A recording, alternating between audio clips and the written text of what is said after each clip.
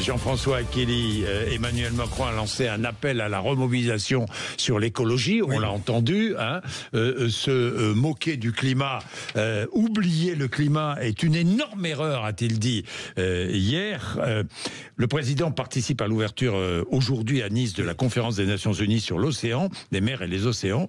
Il a fait part hier de sa colère contre le tricotage des ZFE dans une interview accordée à la PQR et les DPE. Mais moi, je dois dire que je ne comprends pas pourquoi tout à coup les DPE, on a mis ça à la poubelle. C'était formidable.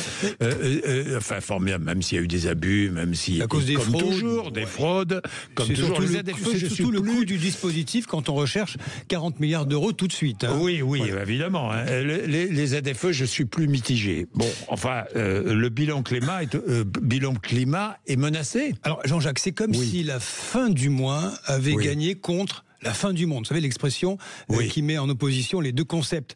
Je ne suis pas content, a dit Emmanuel Macron. Je vous lis ce qu'il a expliqué à la presse quotidienne régionale. Donc, il a tensé en fait ses amis, sa propre majorité. Qu'est-ce qu'il dit ?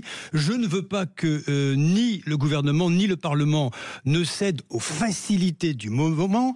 Et il peste contre ceux qui voudraient faire oublier le combat pour le climat et préfèrent, attention, brainwasher, c'est-à-dire laver les cerveaux en quelque sorte, sur l'invasion du pays et les derniers faits divers. Il reproche en fait au gouvernement, à ses amis politiques, de passer leur temps à commenter les faits divers et ne pas s'occuper du climat. Voilà c'est vrai qu'on commente beaucoup les faits divers en France. Voilà ce que dit Emmanuel Macron. Alors, donc qu'est-ce qu'il reproche ? Que le gouvernement vienne suspendre provisoirement MaPrimeRénov', que la droite partenaire du socle commun a fait supprimer les zones à faible émission dans les grandes villes, marche arrière sur le zéro artificialisation nette des sols, retour à titre dérogatoire sur certaines cultures, on parle d'agriculture, des pesticides néonicotinoïdes.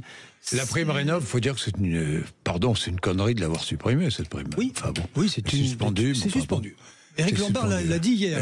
Emmanuel Macron l'a engueulé à distance, mais il dit non, on continue de suspendre. Personne n'écoute d'ailleurs. C'est la marche arrière alors. Sont des reculades. Vous savez, il avait dit entre les deux tours de 2022, son deuxième mandat sera écologique ou ne sera pas. Pour l'instant, c'est raté. Ah oui, c'est raté. Le pari est perdu pour le moment, même s'il reste encore 2 ans. Ses amis de droite sont les seuls responsables ? En fait, ils ne font que répondre aux angoisses des Français étranglés par la crise. On est toujours sur la même histoire. Ça date des Gilets jaunes, cette histoire. Certaines mesures coûtent trop cher. C'est une question d'argent. Emmanuel Macron accuse les uns et les autres de détricoter ces réformes, d'accord. Mais ce sont ces 40 milliards qu'il faut trouver. François Bayrou, lui, il mène sa barque tranquillement. Il n'entend pas ce que dit le président.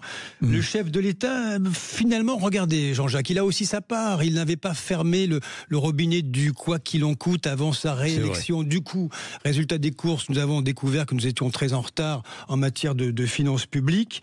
Il avait fait volte-face aussi sur le nucléaire. Je ferme Fessenheim, mais finalement j'opte pour le tout nucléaire. Et maintenant, il a changé totalement de direction. Le climat, ça demande de la clarté, de la constance, de la pédagogie. Oui, le gouvernement est donc sur le fil entre menaces climatiques et menaces populaires. Les gilets jaunes, Jean-Jacques, ça part d'une contestation. C'est une urgence tout de même. Le prix des carburants. Oui, mais c'est la révolution climat. Fin du mois, fin du monde. On en est toujours là. On est toujours là. L'écologie, vous savez, elle concerne tout le monde. Il faudrait que la planète entière s'aligne sur les mêmes standards. Ce qui n'est pas le cas. Que le monde entier parle d'une seule et même voix. C'était le but des accords de Paris. Nous en sommes très loin. Oui, et Jean-François, encore une fois, la nuance est importante dans ce domaine-là. On ne peut pas être tout contre tout. Non. Contre tout effort écologique et non pas tout sacrifier à l'écologie. MaPrimeRénov', c'est formidable, mais il faut pas qu'il y ait de fraude et d'abus. Il faut lutter contre les fraudes et les abus, comme toujours. La protection sociale, c'est un acquis français, tout le monde nous l'envie, mais tout le monde est aussi mécontent de voir les fraudes massives qu'il y a sur notamment l'assurance maladie. Vous voyez, c'est comme tout. La solution est quelque part au milieu de tout ça. Merci Jean-François Achili, merci. Vous réagissez évidemment sur ces sujets. 0826 300 300.